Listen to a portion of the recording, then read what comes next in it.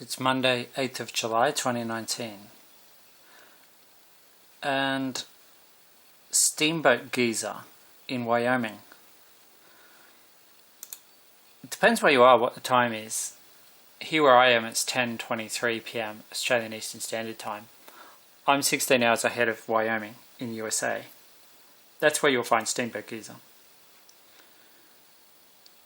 It's going to go off tomorrow, and the eruption is going to be a warning for Hurricane Lorenzo. Lorenzo is going to be the bad hurricane of 2019. This will be eruption number 27 of 2019 and number 59 of the current active phase.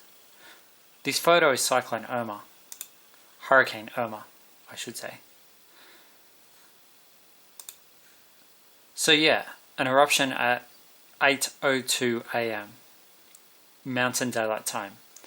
Nathan, 58. Eruption, 1:18. Nathan David Breeze, 1:59. Black Saturday, 1:38. Victim, 76. Whoa.